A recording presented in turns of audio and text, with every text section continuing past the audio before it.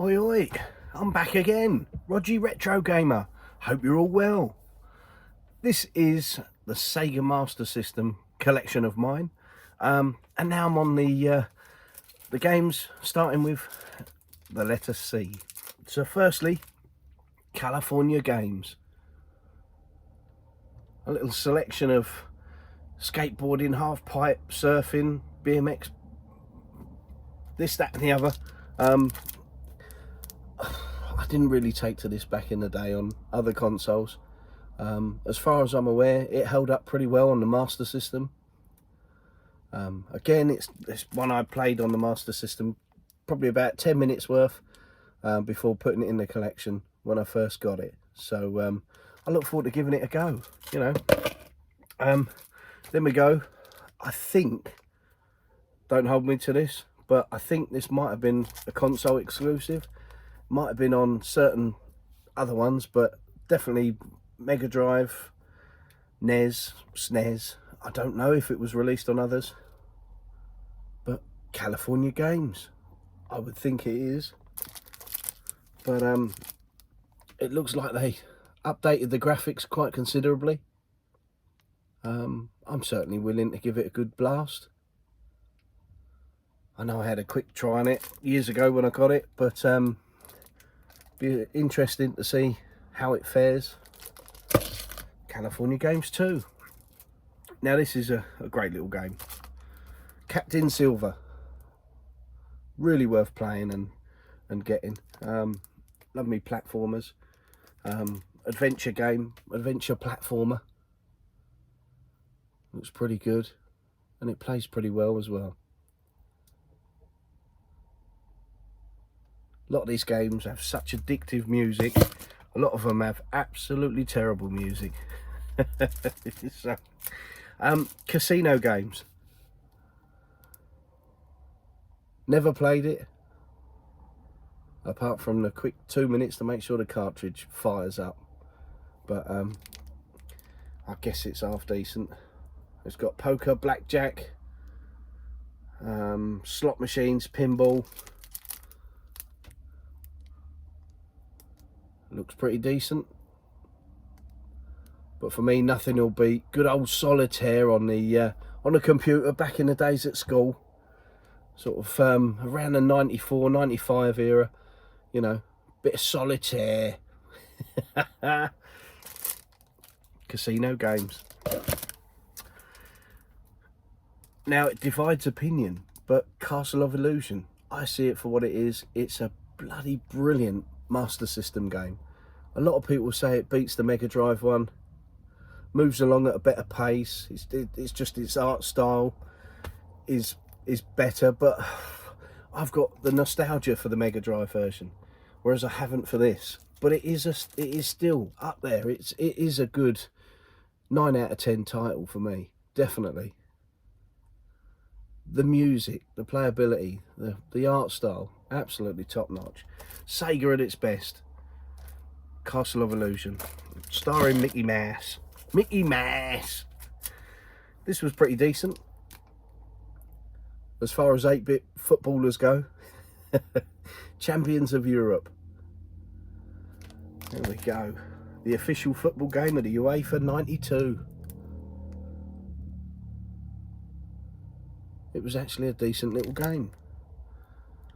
Sort of in the same sort of style of sensible soccer, that sort of top-down view, but not as good as Sensi, but decent enough. Well worth playing. I liked it. Yeah, pretty cool. Loved me football games back in the day. This is a bit of a tough one to get nowadays. Championship hockey, and it's nice to see a different sort of spine, but sort of, it's a black sort of inlaid title. I thought it was pretty decent. It does get slated. Obviously the EA hockey on the Mega Drive. If you're looking for a game of retro hockey, get EA hockey on the Mega Drive. Probably costs you 5-10 quid at the most. Leave this one to the silly collectors like me. But it was fairly decent. I was quite surprised. So championship hockey, there we go. Then we come to Chase HQ, Taito game. And this is in the vein of sort of outrun type, you know, scrolling chase game. And really good, decent music. I remember the arcade game, living by the arcades in sort of the early 90s. I remember the arcade one.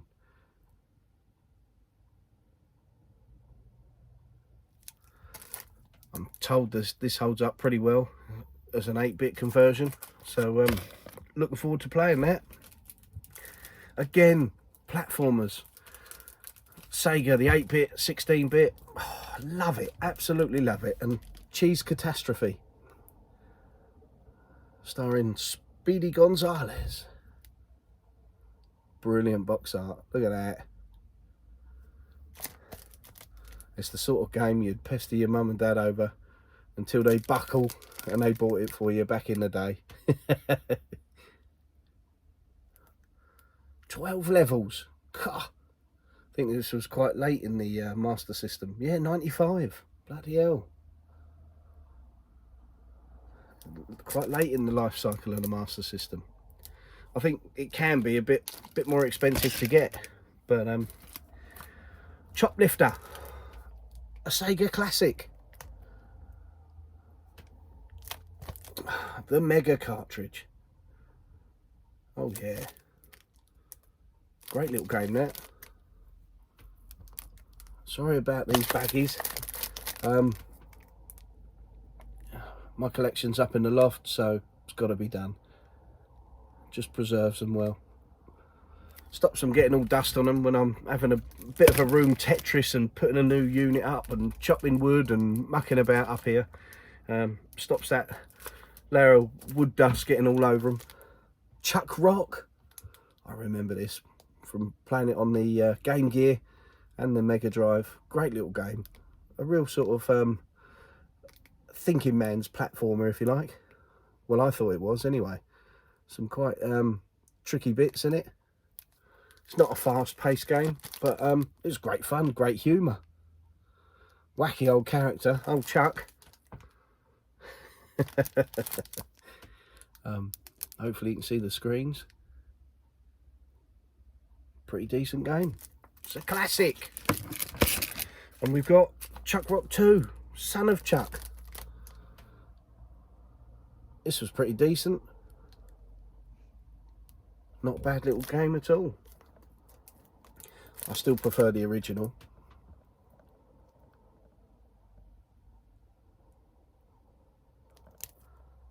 Only 6 levels. Great stuff. Now this one, Cloudmaster. Really good game. I remember having a good blast through this when I got it. Making sure it worked. I've got no nostalgia for this whatsoever. But it was a decent title. The graphics look pretty good. This is one that ideally I'd like to upgrade the inlay at some point. Bit of rippage down the bottom, but the screenshots really look cool. Yeah, we'll have to sort that inlay out. There we go, Cloudmaster. Absolute classic. I played the hell out of this on the Game Gear. Columns. Real great game. Good competitor to Tetris without the annoying music. Although the music in this is pretty annoying, to be fair. 6 modes. Great conversion. Stands up well today. Again, oh, absolute classic. Cool spot. I love the box art on that. Great game. 8-bit platformer. Quite a challenging one as well, I found. I'm no expert, but yeah, really good. Had the Mega Drive one back in the day, but really enjoyed this when I played through it as well. 11 levels. That's more like it. Now this is something I'm looking forward to having a blast on. Cosmic Spacehead. Look at that for box art. Codemasters. Done a great job of the box art on these. And they're a great software developer. Really were. Obviously I knew of Codemasters, being heavily into the NES. And all the fights with Nintendo. And they tried to put a stop to their developing games for their console. Because they wouldn't play ball and do them on the original carts and whatnot. So but yeah, so unfortunately I've not played this apart from a quick 5-minute blast, just making sure it worked. So I'm really looking forward to that. Heard a lot of good stuff about it. Great box art. Hopefully you can see that. Yeah, great stuff. Brilliant. And this one, a wacky title, this one. Crash Dummies by Flying Edge. Had to be by Flying Edge. No pun intended. Bit of a wacky game this. I remember playing this one. Quite fun. Bit challenging as well, but real silly title. Well worth a blast. Crash Dummies. Then we go to Cyber Shinobi. Now this one, again, and this is what I really need to sort out. You know, most of my titles I've played a quick 5 minutes, made sure it all works, and then put it in the collection. And this is one I've done the same with, the Cyber Shinobi, and I do like the Shinobi title. So box art's a bit different, but it's Shinobi. Let's hope it lives up to my expectations.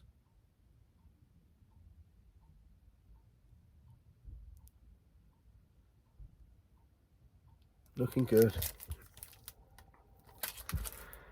Do like Shinobi on most systems, and Shadow Dancer, they're good as well. So hopefully that lives up to it. And lastly, Cyborg Hunter. That looks brilliant. Really does look good. Obviously a shooter, probably in the vein of Turrican, that sort of thing, or even like Robocop versus Terminator, that sort of idea, or Robocop. Looks brilliant. It's really good. Don't give much away.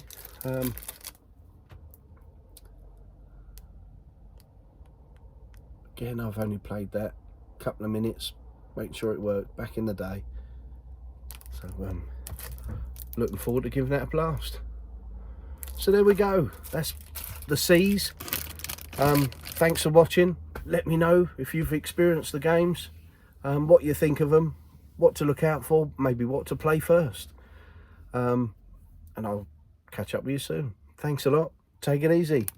Bye for now.